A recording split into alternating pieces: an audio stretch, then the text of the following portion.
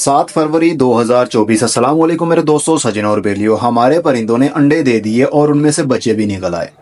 आज आपको बताता हूँ ये किस मौसम में अंडे देते हैं और अंडों में से कितने दिन के बाद बच्चे निकलते हैं और कब तक वो बड़े हो जाते हैं और कब वो मटके से या बॉक्स से बाहर आएंगे, मतलब सेल्फ हो जाएंगे और उसके बाद दोबारा से फीमेल अंडे देने लगती है। तो चलिए सबसे पहले आपको प्रोग्रेस दिखाता हूँ। ये एक पेयर है रेड आइज का, ये बाहर निकल गए मेल और फीमेल। अभी ये देखिए जनाब, ये खूबसूरत से दो बच्चे हैं। मैं इसको पकड़ के दिखाता हूँ आपको। ये देखिए कितना खूबसूरत रेड आइज येलो कलर का बच्चा है और ये लाल आंखों वाला है। ये बड़ा हो गया है, तकरीबन 1 महीना इसकी उम्र हो चुकी है। और जो अभी दूसरा है वो अभी छोटा है, उसके अभी बाल नहीं आए, लेकिन वो भी बहुत जल्द बाल आ जाएंगे। इसकी आंखें देखिए कितनी क्यूट लगती हैं, लाल लाल रंग की आंखें होती हैं। सफ़ेद कलर के बाल आते हैं पहले और फिर ये पीले रंग में बदलने लगते हैं। तो ये छोटा है अभी। और ये जो बीच में आप दाने दाने से देख रहे हैं, ये इनकी पोटी है, यानी इनकी बीटें बच्चों की। तो इसको भी अंदर भेज देते हैं, इसको हम बंद करते हैं। और ये पेड़ एकदम से परेशान हो गया, माँ फटाफट से अंदर जाएगी। ये देखिए अब ये डर रही है, लेकिन मेल चाह रहा है कि वो अंदर ना जाए, क्योंकि फीमेल को बॉक्स के अंदर गए हुए तकरीबन 1.5 महीना होने के करीब है। तो अब वो मेल भी चाह रहा है कि ये फीमेल अब अंदर ना जाए, मुझे भी थोड़ा सा टाइम दे, थोड़ा सा टहनी के ऊपर बैठकर हम बातें भी करें। लेकिन फीमेल का अभी पूरे का पूरा फोकस अपने बच्चों को खाना खिलाने पर और उनको हीट देने पर होता है। चलिए अब आपको बताता हूँ, जब परिंदा, ये जो बजरी तोते हैं, इनको बजरी तोते कहते हैं, इंग्लिश में बजीज कहते हैं। इनमें काफी कलर्स आते हैं, लेकिन ये येलो कलर का है, इसको लुटिनो कहते हैं। लुटिनो रेड आइज बजरी, यानी पीले कलर का लाल आंखों वाला बजरी तोता। जब ये तोते 6 से 7 महीने के हो जाते हैं तो ये पेड़ बनाने के लिए बिल्कुल तैयार हो जाते हैं।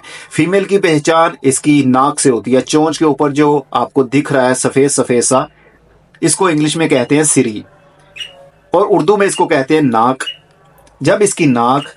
जब फीमेल की नाक वाइट कलर की होती है या फिर हल्की सी ब्राउन हो सकती है और मेल की हल्की सी पिंकिश में होगी, जैसा कि ये मेल की आप देखिए हल्की सी पिंकिश में होगी नाक।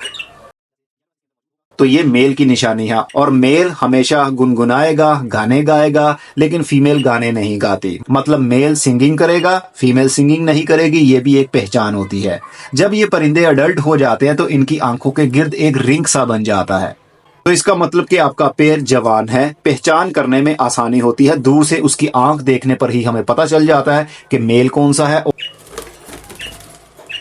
वैसे तो ये 12 महीने कभी भी अंडे दे सकते हैं, लेकिन इनका अच्छा सीजन सर्दी के दिन में होता है, जब टेम्परेचर ठंडा होता है। नवंबर, दिसंबर, जनवरी, फरवरी, मार्च, अप्रैल के महीने तक ये खूब अच्छे से ब्रीड करते हैं। बहुत ज्यादा गर्मी में इनको प्रॉब्लम होती है, सर्दी में इनको ज्यादा प्रॉब्लम नहीं होती, लेकिन ठंड से बचाना पड़ता है। गर्मी के दिन में इनके लिए पंखा लगाना पड़ेगा, एयर कूलर लगाना पड़ेगा, ताकि नमी वाली ठंडी हवा इनको मिलती रहे। तो फिर ये दोबारा से ब्रीड भी कर सकते हैं। जब ये एक मरतबा इनका पेयर बन जाता है, ये अंडे दे देते हैं, तो तकरीबन 17 से 21 दिन के अंदर अंदर अंडों में से बच्चे निकलना भी शुरू हो जाते हैं। और ये एक टाइम में, यानी एक क्लच में तकरीबन 2 से 8 अंडे तक भी दे सकते हैं। लेकिन एवरेज देखी जाए तो 4 अंडों की एवरेज होती है। इसने फर्स्ट टाइम ब्रीड किया है, इसने 4 अंडे दिए फीमेल ने, और उसमें से सिर्फ 2 अंडों में से बच्चे निकले। 2 अंडे खराब थे, जो कि अभी मैंने संभाल कर भी रखे हुए हैं। ये देख सकते हैं, ये 2 अंडे खराब थे। तो अंडों में से 17 या 21 दिन के बाद जब बच्चे निकल आते हैं तो फिर ये फीमेल और मेल उनको खाना खिलाते हैं और तकरीबन 1 महीने के बाद वो सेल्फ हो जाते हैं, खुद खाने के काबिल हो जाते हैं। लेकिन अच्छा यही है कि 1.5 महीने तक इनको मटके के अंदर ही रखा जाए, जैसे कि ये बॉक्स के अंदर अभी भी हैं। ये खुद ब खुद ही फीमेल इनको बाहर निकाल देगी जब इसको लगेगा कि हमारे बच्चे खुद खाने के काबिल हो चुके हैं। तो फीमेल इसको खुद ब खुद ही बच्चों को बाहर निकाल देगी, तो हम बच्चों को निकाल कर अलग जगह पर रख सकेंगे। तो फिर दोबारा से ये पेयर मीटिंग करेगा और दोबारा से ये अंडे देने के लिए तैयार हो जाएगी फीमेल। जब ये मीटिंग करते हैं तो उसके तकरीबन 7 दिन के बाद अंडे देना शुरू हो जाती है फीमेल, और हर 2 से 3 दिन के बाद अंडा देती रहेगी।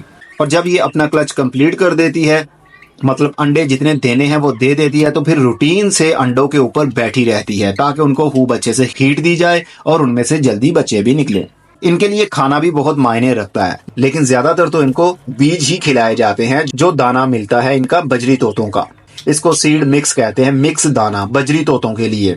किसी भी परिंदे वाली दुकान से आप मिक्स दाना ही लाया करें ताकि आपके परिंदे हर किस्म का दाना खा सके जो इसके अंदर मौजूद होता है। खाली बाजरा इनके लिए सही नहीं रहता, खाली बाजरा ये खाते भी नहीं है शौक से, और अगर ये खाते रहेंगे तो इनको कब्ज हो जाएगी क्योंकि वो खुश्क होता है। मल्टी ऑप्शंस आपने देनी है। इसके अंदर सूरजमुखी के बीज भी होते हैं जो कि सर्दी के दिनों में काफी अच्छे हैं, उसके अंदर ऑयली कंटेंट भी होता है। इसके अलावा आप ग्रीन पत्ते, पालक के पत्ते, धनिये के पत्ते, पुदीने के पत्ते, हरी सब्जियों के पत्ते आप डाल सकते हैं हर 4 से 5 दिन में एक बार।